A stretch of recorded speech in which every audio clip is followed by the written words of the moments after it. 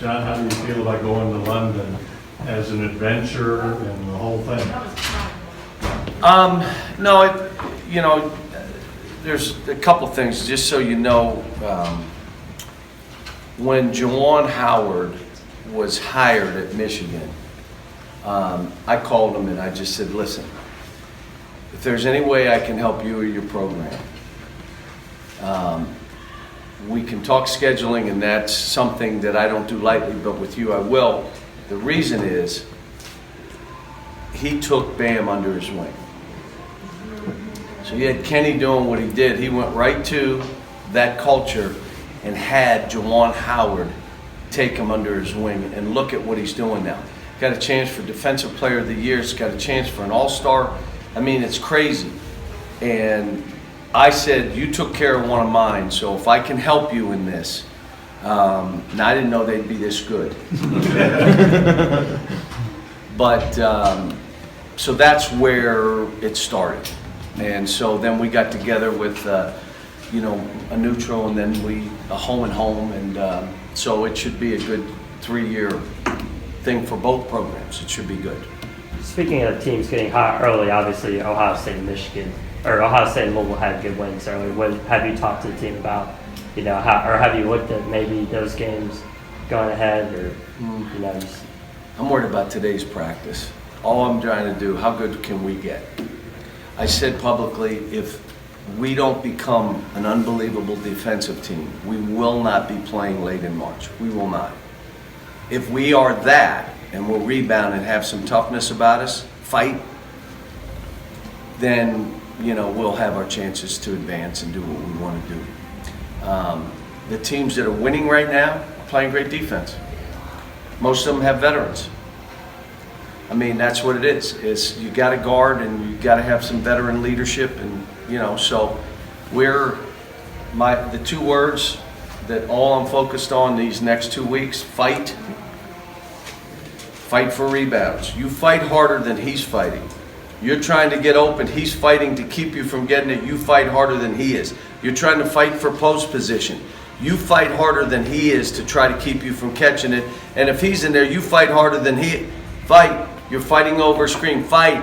Run him into the screen. He's fighting to keep you from catching it. Everything is on every possession fight. Second word is finish. Last 4 minutes of games, we have been atrocious, but we were last year too. And so now I'm working on how we finish the last 4 minutes of games. What we're going to do, what's your mentality? And so, the last 2 days, really, last 3 practices were like, literally, we might as well put helmets on. And today I got to, if you grab and hold, I'm going to let you do it twice. On the 3rd one, we're running, because they are like, literally, it's like lacrosse. I might as well give them sticks. So, but it's been good. They're, we're still short-handed, but I'm like, forget it. I don't care. Let's go. I've done this before with 6 and 7 guys, so let's go. It's not like I haven't done it. I'm not panicked. I feel good. Feel good about my team. But we're nowhere near some of these other teams. We're not. But there are other teams that were ranked there, and I said, they're not that good either, and it's proven to be true. Kyle, other than the cast, it looked like Nate was pretty much suited up for practice. Is he one-handed practicing, or no? No, he's still two weeks, maybe 3, away from us figuring out if he can play. What does a guy like that do? Just run on a treadmill during practice? Watches practice, does his treatments, conditions, so that when he comes back, the good news is it's his left hand. Not going to affect his shooting, may even help his shooting.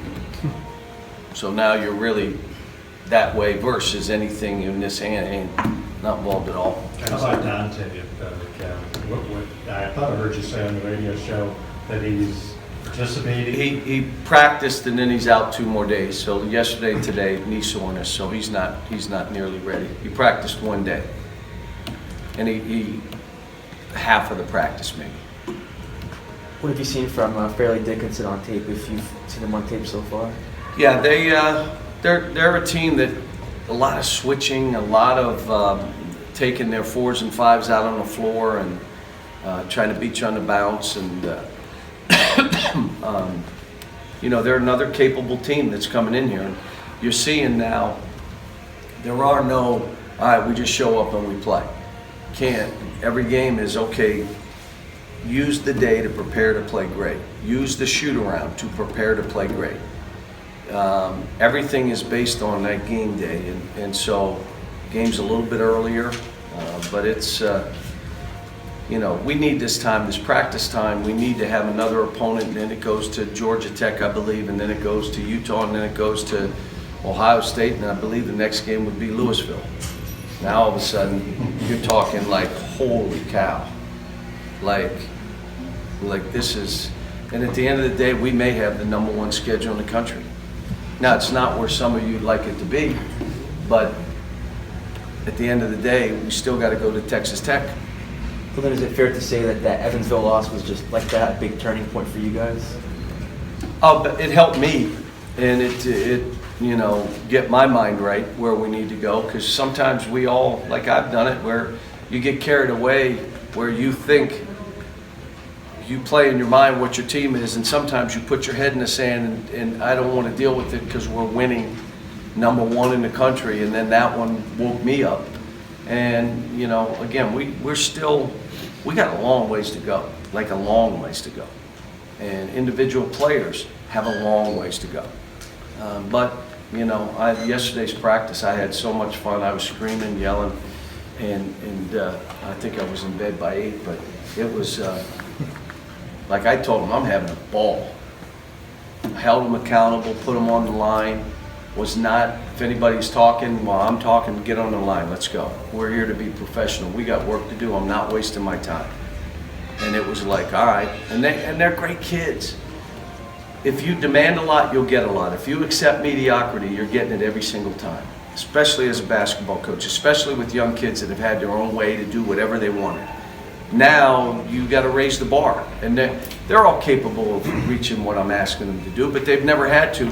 And most of the time, their offense dictates their emotion, their spirit, their enthusiasm. They miss 3 shots or don't get the ball, or someone else takes 2, and all of a sudden, that's how you can't be that guy, and especially not on this team. I mean, the good news is we've never had anybody taking 50% of the shots. No one else shoots. Or 2 guys take 60% of the shots, and then no one else shoots. This thing is, you're all getting your opportunity. Let's create good shots for each other. Let's play. Cal, they say the teams reflect the coach's personality. How well does this team reflect your fight, your You know scrappiness? what?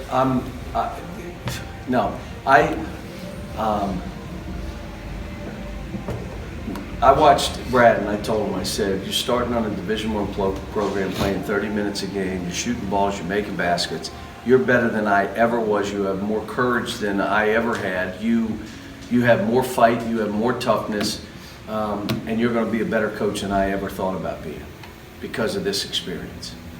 And so I've been blessed to be put in certain situations, and hopefully I care enough about kids that it's helped me do my job, and I put that, it's always on my mind, which is some of these kids, how are they feeling right now? I can't worry about how I'm feeling. Look, I'm 48 years old. I can deal with this. But when you're talking about these kids, they're young, they're 18 and 19. I can't worry about how I'm feeling. I got to worry, how are they feeling? How are they taking this? Where's their anxiety? The kid doesn't look like he's sleeping. He's probably not. He's anxious. I can't believe this is this hard. Am I ever going to be there? Maybe I'm not as good as I thought. Oh my God, now he's not eating. You lost 8 pounds. What's going on with you? Come on, run. What? Hadn't slept heavy. I got to really look at this in a different light, and maybe being the guy that was coming in the game with 2 minutes to go gives you some compassion, which late in the game, if a kid doesn't want to go in, I got no issue. I'll ask, do you want to go in? No, fine. I never take it personal. You know what the worst one is? You go up, the clock keeps running. I did this, and the clock keeps running, and there's 4 seconds, and you check in the game. Now, you tell me what's worse than that. Come on, don't worry about it. You're good. If a kid tells me he don't want to go in late, I'm good. I get it. But no, I don't. You know, I was a gym rat. like some of these guys. So I think I got as good as I could be. Way more athletic than Brad, by the way. Way more. He got that from his mom, I guess. She can't move. Can't dance either. Oof. Oof. They say that, I've heard coaches over the years say they'd much rather have a guy that's really rabid and just kind of channel that rather than try to instill the rabidness in somebody. No, look, the minds of the kids operate different. So some kids, their minds go so fast that you got to get them to slow down their mind. You don't want them to slow down their feet, you just want them to slow down their mind.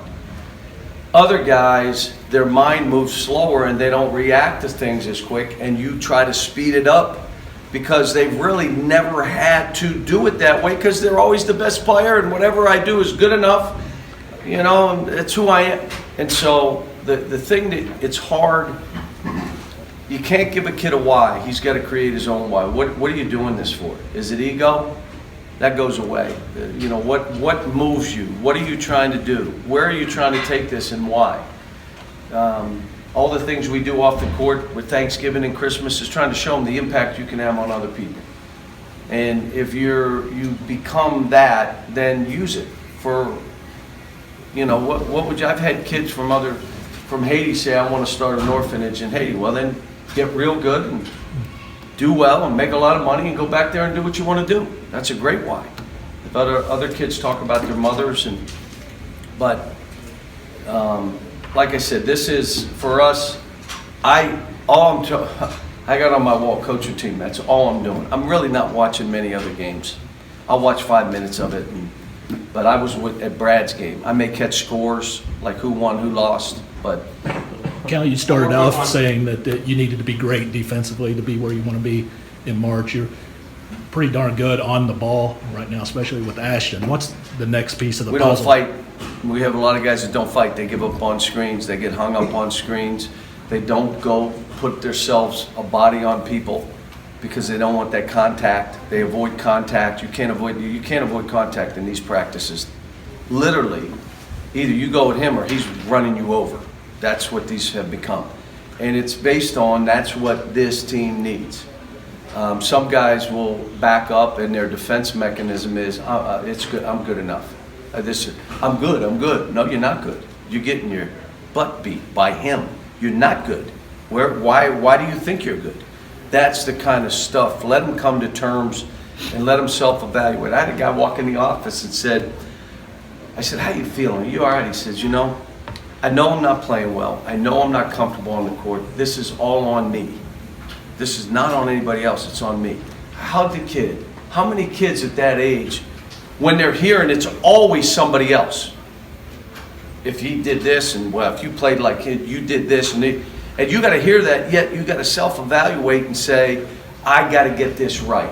It's just taking me time more than I thought, but I'm good. So, got a good group of kids. We'll just see where it goes. Thanks, guys.